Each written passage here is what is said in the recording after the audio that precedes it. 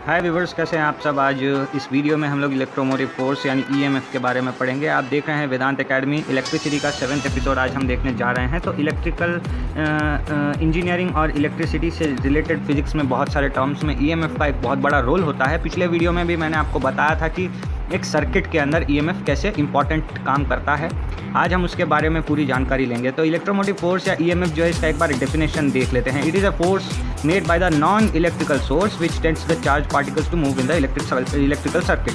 तो यहाँ पे इलेक्ट्रोमोटिव फोर्स से हमने क्या समझा कि एक टाइप का फोर्स है जो कि एक नॉन इलेक्ट्रिकल सोर्स देता है, जो क्या करता है कि इलेक्ट्रिकल सर्किट के अंदर जो चार्ज पार्टिकल्स हैं उनको मूव कराने में काम में लाता है। तो इसको समझने से पहले मैं आपको फिर से एक बार इलेक्ट्रिकल सर्किट का एक डायग्राम बनाकर दिखा देता हूँ। तो यहाँ पर हमने एक डायग्राम बनाया। ये हमारा लोड है, मतलब ये पंखा भी हो सकता है और ये बल्ब भी हो सकता है। ये अभी एक क्लोज टाइप की सर्किट है। ये जो है, ये जो वायर्स हम लोग देख रहे हैं, ये वायर्स को डिनोट करती हैं। तो ये वायर्स के अंदर चार्ज पार्टिकल मौजूद है क्योंकि ये एक कंडक्टर है।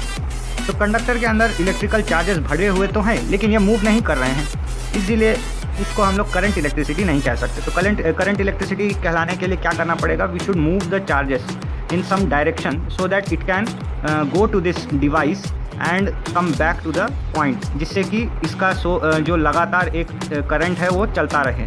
तो यहाँ पर देखिए, मैंने आपको बताया कि एक कंडक्टर तो मौजूद है, लेकिन उसके अंदर करंट पास नहीं हो रहा। तो उसको पास कराने के लिए हमको कुछ ना कुछ एक फोर्स लगाना ही पड़ेगा।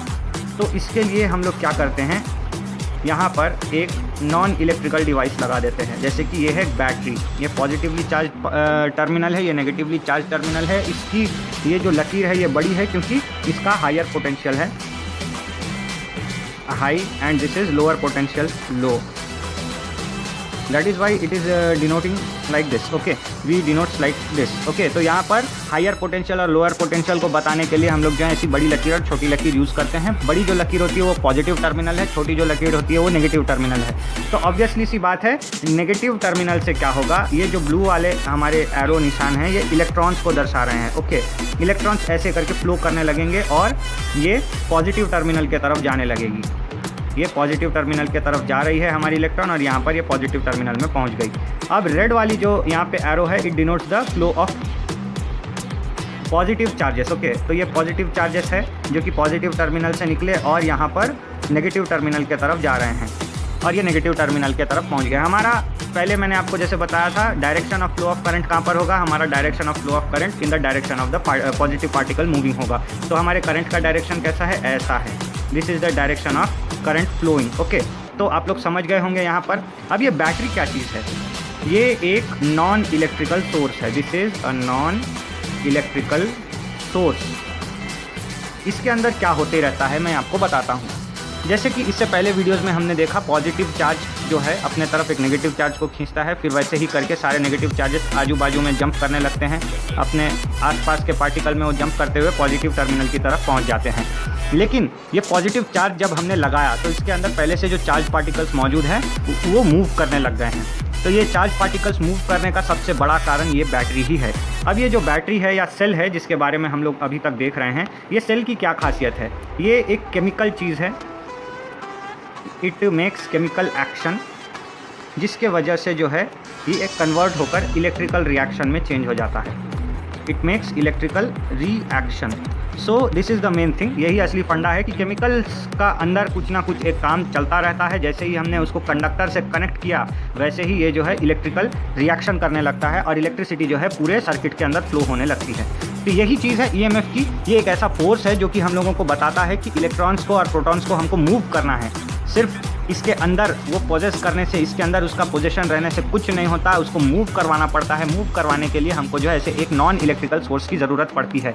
कहीं कहीं पे हम लोग जो है ईएमएफ देखते हैं। ईएमएफ जो है हमारे सेल के अलावा बैटरीज में भी यूज़ होता है। इवन दो हम लोग जो घर में ऐसे सॉकेट्स यूज़ करते हैं, 3 पिन वाला सॉकेट हो या फिर ऐसा डबल पिन वाला सॉकेट हो, इसमें जो है करंट का फ्लो आता है। ये करंट का फ्लो कहाँ से आता है? एक्चुअली ये आता है पावर स्टेशन से। तो ये पावर स्टेशन की देन है जहाँ से कि हमारा करंट फ्लो होकर के आता है और ये करंट फ्लो होता है एक टरबाइन की मदद से। ये जो इसमें टरबाइन जो होता है वो एक्चुअली में क्या होता है? मैग्नेटिक सोर्स होता है। मैग्नेटिक एक्शन इसमें होता है और उससे जो है इलेक्ट्रिकल रिएक्शन बनता है, इलेक्ट्रिकल रिएक्शन बनता है। तो इसी तरीके से एक नॉन इलेक्ट्रिकल यहाँ पर जो है एक सोर्स होता है जो कि एक्शन करता है, और उसके बदल में हमारा जो सोर्स है, हमारी जो इलेक्ट्रिकल एनर्जी है, वो इलेक्ट्रिकल एनर्जी जो है वो रिएक्ट करने लगती है, और सोर्स के एक किसी भी नॉन इलेक्ट्रिक एक्शन के वजह से एक इलेक्ट्रिकल रिएक्शन शुरू हो जाता है। यही है ईएमएफ का फंडा। तो बेसिकली ईएमएफ क्या है? It is a force made by the non electrical source which tends the charge particles to move in the electrical circuit. So this is the main thing. I hope आप लोग समझ गए होंगे EMF क्या होता है। और मैंने इससे पहले वीडियो में आपको बोला था कि मैंने आपको वादा किया था कि मैं आपको एक छोटा सा इलेक्ट्रिकल सर्किट में आपको बताता हूँ। तो हम एक एक करके एक केसेस सॉल्व करते हैं। मान लीजिए कि यहाँ पर एक इलेक्ट्रिकल सर्किट मौजूद है, ये हमने क्लोज कर दिया सर्किट को। इसके अंदर EMF जनरेट करने के लिए हमने क्या किया? एक यहाँ पर बैटरी लगा दी। ये बैटरी जो है हमारे इलेक्ट्रिकल का सोर्स है। ओके, ये पॉजिटिव, ये नेगेटिव।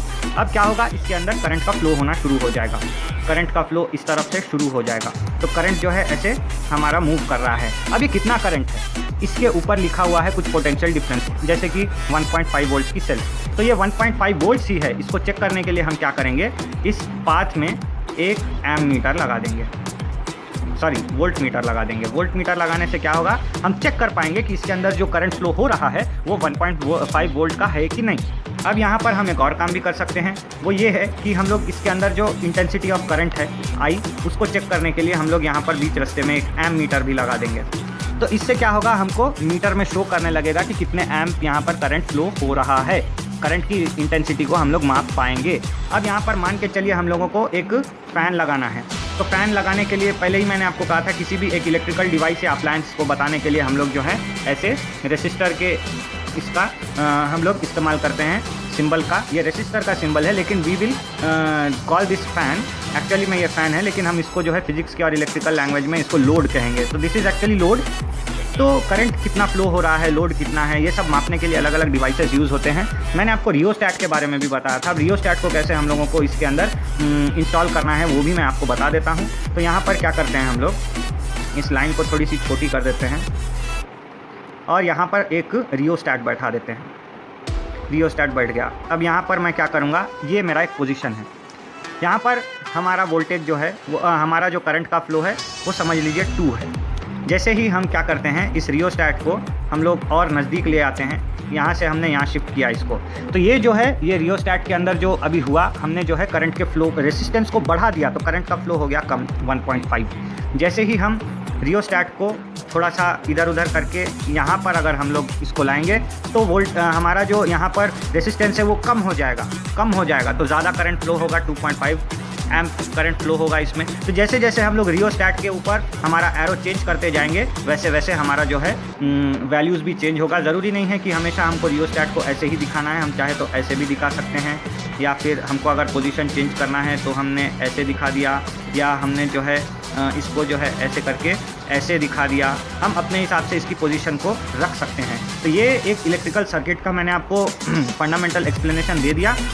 तो आई होप आप लोग समझ गए होंगे। अब एक छोटी सी चीज़ और है जिसके बारे में मैं आपको बताता हूँ। जैसे कि हमने इलेक्ट्रोमोटिव फोर्स में देखा कि चार्ज पार्टिकल्स एक जगह से दूसरी जगह मूव कर रहे हैं। इससे पहले मैंने आपको एक एग्जांपल में ये भी बताया था कि यहाँ पर पॉजिटिव टर्मिनल इस तरफ है, नेगेटिव टर्मिनल इस तरफ है। यहाँ पर एक neutral atom, neutral atom, neutral atom, neutral atom है।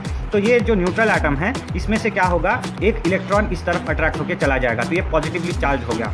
अब ये पॉजिटिवली चार्ज है तो ये यहाँ से एक इलेक्ट्रॉन खींचेगा। अब ये पॉजिटिवली चार्ज होगा, ये न्यूट्रल हो गया। तो ये जो इलेक्ट्रॉन्स का जंप है, इसको जो सरकाने की एक फोर्स है, इसे कहते हैं इलेक्ट्रिकल ड्रिफ्ट। Electrical drift. तो ये इलेक्ट्रिकल ड्रिफ्ट क्या है? इलेक्ट्रिकल ड्रिफ्ट एक ऐसा मतलब आप कह सकते हैं वेलोसिटी है जिस पे कि हमारा इलेक्ट्रॉन जंप करता है। इलेक्ट्रॉन के जंप करने की वेलोसिटी को हम लोग इलेक्ट्रिकल ड्रिफ्ट कहते हैं। तो आई होप आप लोग समझ गए होंगे कि इलेक्ट्रोमोटिव फोर्स क्या है, इलेक्ट्रिकल सर्किट कैसे तैयार होता है और इलेक्ट्रिकल ड्रिफ्ट क्या है। आज के वीडियो में भी बस इतना ही। मिलते हैं अगले वीडियो में एक अलग टॉपिक के साथ। आज का क्लास यहीं ख़त्म होता है। Thanks for watching.